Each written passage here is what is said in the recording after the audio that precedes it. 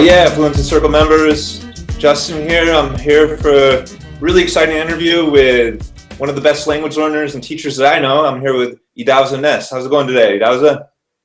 Oh yeah, all good. How you doing, Justin? I'm doing great. It's great to be here with you. Idahosa, he's an educator, he's an entrepreneur, he's a really great language learner, and he's influenced a lot of our ideas here at RealLife English. So as you hear him talk, you'll probably recognize, you'll see his influence on us. So first of all, Idahosa, can you please just maybe give an overview of your background and how this led to the innovation with the mimic method? Sure. Well, like I said, my name is Idahosa Ness. I'm born and raised in the U.S., grew up with one language. But at the end of my high school, when I was about 17, I traveled to Mexico and learned Spanish, and learned it pretty quickly, quicker than other people who I was learning with. Then from there, I learned Chinese in university. Then after university, I traveled to Brazil and learned Portuguese. And from then on, French soon after that. And now I'm actually in Cologne, Germany, and I'm learning Deutsch, German.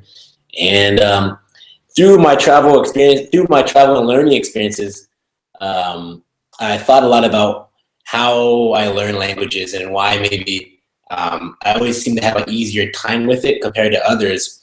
And I came to a conclusion one day, actually, while I was in Brazil, that the key to my ability and other people who I know who learn language really fast is their ability to mimic the sounds of the people they're trying to speak with. So what I mean by that is I noticed that people who had a really hard time getting the accent right, had a really hard time really copying the way people sounded in that culture and sounded very different. They were also having a hard time remembering words, having a hard time, speaking, expressing themselves. And not just speaking, but also they had a hard time understanding people when they spoke fast and when they spoke, in that connected speech we always talk about. And so I identified that as a problem. And I started thinking, how can I help people solve this problem? And that led to the mimic method. And the inspiration for the techniques that we use in the mimic method, a lot of them stem from my experience as a musician. Because basically the main epiphany or the main idea I had was that at the end of the day, pronunciation is just making your tongue and your lips move in special ways. So really what you're saying is, wow, Marcelo speaks with a really good American accent. What you're really saying is, wow, Marcelo moves his lips and mouth the same way that Justin does, and because it's all based on movements, just like a musical instrument is based on like the movements of your fingers or your hands for sounds, I started thinking about the techniques I use in learning musical instruments and teaching musical instruments and applying that, thinking, okay, if my mouth is my guitar, my mouth is my piano, my instrument, how can I help people learn it the same way they would learn a guitar? And that was basically the beginning of the MIM method, and it led to where we are right now, where we're developing new technologies and new ways to empower people to mimic better and perfect their pronunciation in any foreign language. And so what does that mean to your German learning right now? I'm curious. Like, is this helping you learn faster? Is this helping you learn better? Yeah, definitely. It's cool. I've only been in German I got to Frankfurt 3 days ago, so it's my third day in Germany. I'm in Cologne now, and I've had a lot of conversations, and I've only been learning German for 3 weeks in the US. I was doing just doing audio courses in my ear and just kind of repeating stuff. But beforehand, I spent a lot of time getting German pronunciation as perfect as I could. And it's great already here, like on my second day, everyone's like, wow, your pronunciation is really good. So I still don't, I still struggle to speak, as you might think, because I'm new, but I'm able to learn a lot faster because when a German person says something to me, and it's very different sounding than English, right?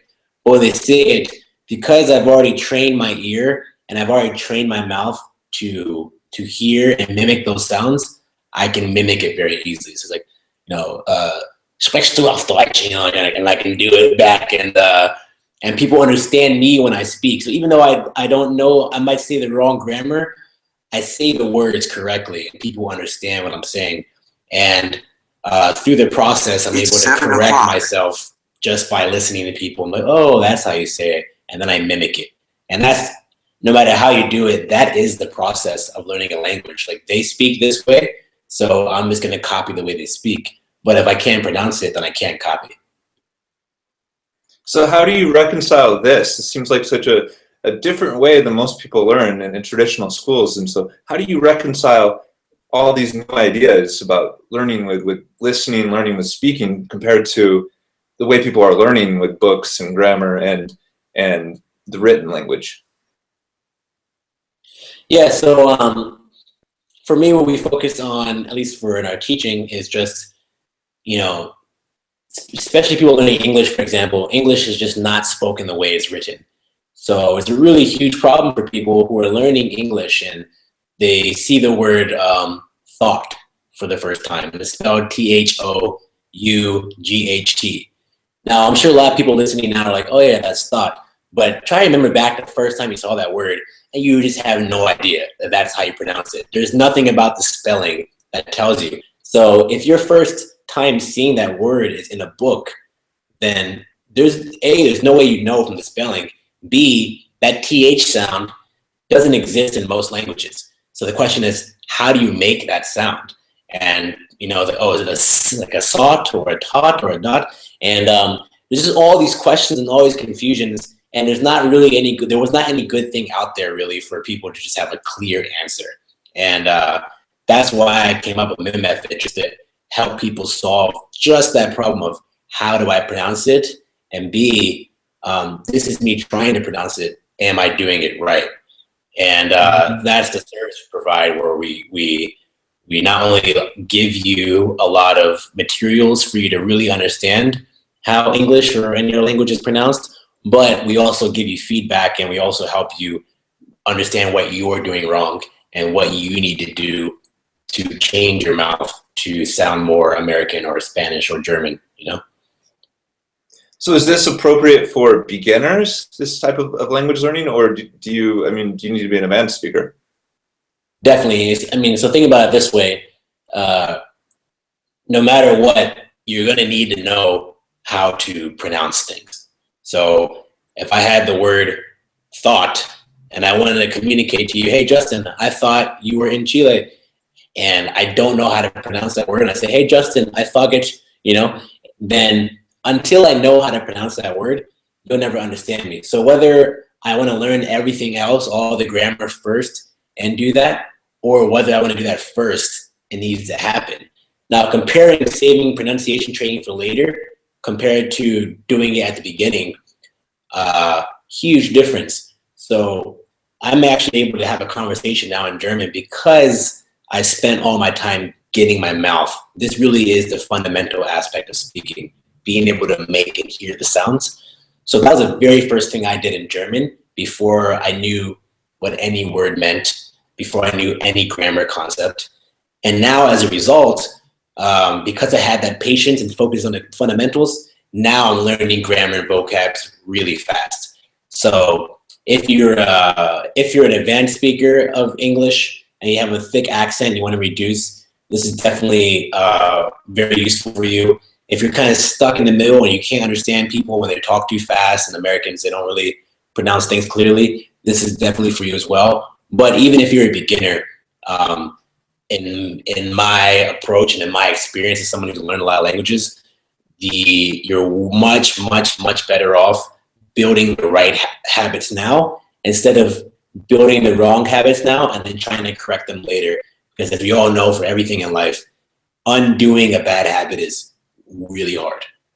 Okay, so the problem is that they're learning how to read and write a lot of times with grammar, but they're actually like pronouncing the words in English, but with their native tongue almost. And so they're programming the wrong pronunciation from the very beginning, and it's much harder to correct later on. Yeah, and it's better. Huge problem.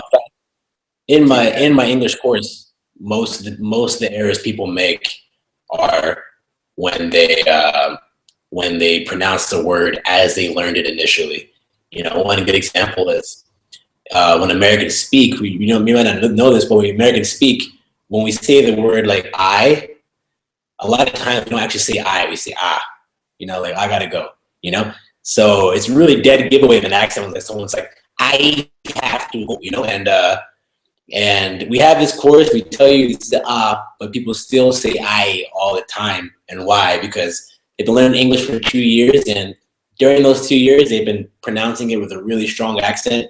They've probably said that word like 10,000 times, and they already have the habit. So now when they come to our course to reverse that habit, even if they know, like, oh, now I know, they still have that muscle memory. It's really hard to reverse. So if you want to avoid that altogether, just focus on pronunciation right from the beginning. Okay, it's interesting. Like you're talking about muscle memory here, and I've heard this word maybe thrown around a lot, and people talk about. So, is this building the correct muscle memory? Does this accelerate your learning in other ways? Does it accelerate your listening comprehension as well? Yeah, I mean, it's hearing and speaking are related because what you're doing is you have a concept, or you have an idea of what a word sounds like in your head. And so once again, going back to the example of thought, I want to say that word. I want to express that concept to you. And because I already have the muscle memory for making the that muscle memory is so clean, it just flows out of my mouth without me thinking about it. By the same logic, when you say those sounds to me, it enters my ear and I don't think about it. So now, instead of thinking about the sounds and how to hear them and how to make them, I can focus on what my thoughts are, focus on what my emotions and what I'm actually trying to say to you. Now, if it's really hard for me to say thought, when I get to that word, I say, hey, Justin, you know, and then it just stops. Same thing, if I thought the word was taught, and then you say thought, and I can't hear you, like, wait, what's he saying? It's because we now have a barrier, you know, there's a clash. I thought the word was this, but actually you're saying the word is this. And now we can't understand each other. So the whole idea of this training is, it's not about having a good accent or a bad accent. It's just about having the same agreement of what sounds like what. That's all language is. Like, we all got together and said, hey, from now on, we're going to call this thing pillow. You know, I'm going to make my lips and go pillow. And then when I make those sounds, you, Justin, will know I have a pillow in my hand without me having to show you. And we have that agreement. The next person comes along and says, P-log. I'm saying, what's a P-log? You know, and then now we have a communication problem. So it's just solving communication problems, really. So is there a difference between the way you communicate with native speakers, for example, with Americans, versus maybe communicating with somebody from Europe, from Germany, who's speaking English? And how do you recommend people approach that? You mean talking to someone who's speaking English as a second language, or? Mm-hmm. Yeah, so I'm sure you noticed, and anyone who has experience talking to somebody in their language and is not their language, you know that feeling of if someone comes to you in your language with a very strong accent, and you know, you start speaking slower, you start thinking about, oh, he might not know this word, and you know, we're all just trying to communicate with each other, and we want to bring it down to that level. And if you spend a lot of time with people speaking in like a lower level of English because they don't understand as much, it's not that big a deal, but you do it. But then you know that feeling when you go back and you meet like an American person or someone from the same town as you, and you guys have the shared experiences, you know, the same TV show references and the same slang words. You're like, oh, my man, what's good, buddy, blah, blah, blah, blah. And then you're just free because now you can just fully express yourself. And what I think is cool about that is, for me, another reason why I focus so much on accent and really trying to get pronunciation perfect is I find when I go to a country or I talk to someone from a different country and I'm really good at their accent and I might even know some of their slang, when I talk to them, I can see that same kind of like relief, or like, you know, if I see a Brazilian guy, one time I was in Brazil and I was in DC and this Brazilian person asked me for directions, like, where is the, I'm like, it's Portuguese. He's bom. Vamos pra lá, gente. And then the guy just like, the people just like you more, and then it's just a kind of fact that the more you sound like somebody, the more they like you, and the easier you communicate with them, and the easier you can connect with them. So for me, I always say, I'm not here to learn languages. I'm not here to be a language expert and know how to conjugate things and prepositions. I don't care about that. My goal is always, how can I get better at connecting with people? And for me, pronunciation is the key to that. It's not just being a nerd. It's about people being able to relate to me better. And at the end of the day, it's just all based on how close I can get my sound to their sound. Mm-hmm. Wow, it's awesome. So, just out of curiosity, you deal a lot with music. How would you recommend somebody just in their daily life, in an unstructured way, to engage with music in a way that they can start using the power of mimicry to improve their English? Sure. So it's important to understand how music works as a learning mechanism. And there's a lot of things. First, when someone's speaking normally, there is a certain musicality to it, but it's not precise. So I speak at different speeds, and I speed up a little bit, and then I slow down.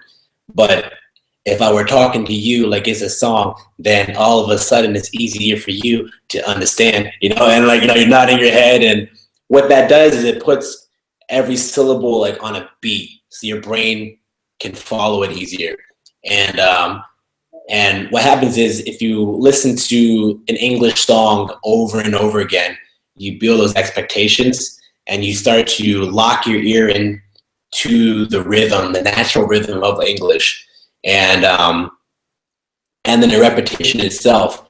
Then if you start to mimic it and you start to learn it, what you're now doing is, once again, muscle memory. How do you learn muscle memory? Through repetition. And there's a kind of repetition where you're bored and you're just like, you say a word like, I have a thought. I have a thought, and that's, you do that 100 times and you're dying of boredom. But if it's a song, if it's like a Beatles song, where they're like, I have a thought, I have a thought, and then all of a sudden you find yourself taking a shower in the morning singing, I have a thought, and then you're getting those same number of repetitions in there, even more, but you're doing it while having fun, and then your brain's more engaged. So that's one of the main reasons why we use music, because it's all about repetition. Like, you need, no matter what, there's no way around it. For your mouth to be able to speak as fast as we do in everyday conversation, you need to repeat those things thousands upon tens of thousands of times. So if you need to do repetition, you might as well do it in the most fun and engaging way possible, which is with music. Yeah, that's awesome. It's almost like you're building a soundtrack for your language learning, right? You build the songs and repeat them. You're going to repeat them 10 years later, right? So they never really go away. Our brains are made for music, Wow. So really, it's like when you learn with music, you're making it fun and meaningful. Is there a way you could apply this with like television, for example? Sure. So television, also important to watch. You can't have repetition as much because people are just talking.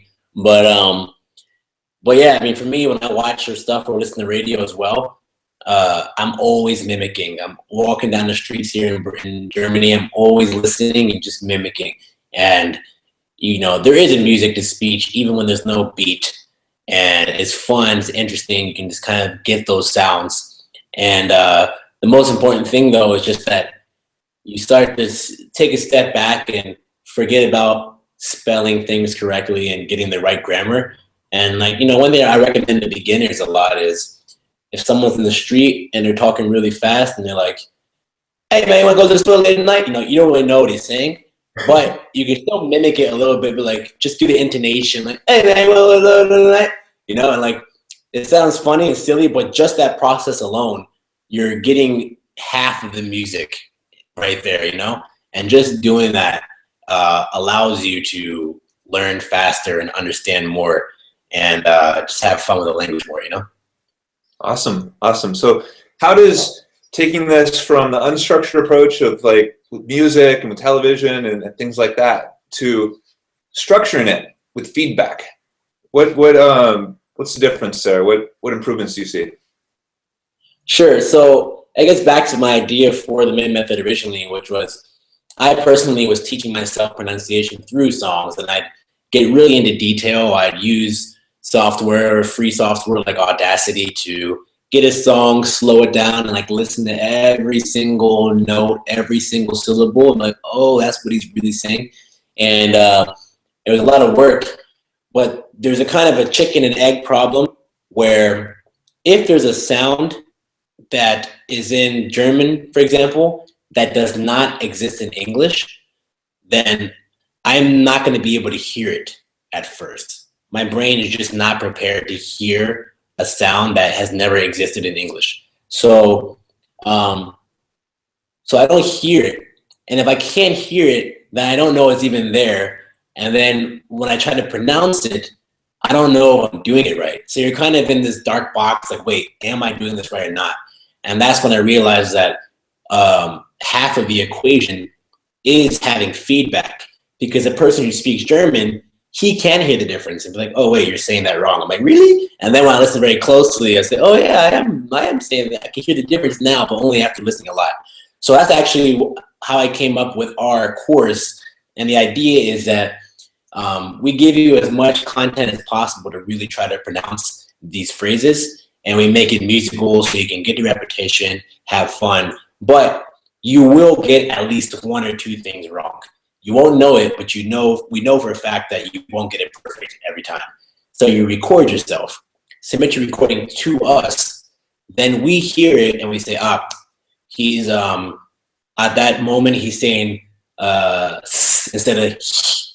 And I'm sure a lot of people listening right now can't tell the difference between those two sounds, but like we can, because we're used to it. And then what we do is at that moment in your recording, we say, hey, Justin, you're saying sh instead of sh.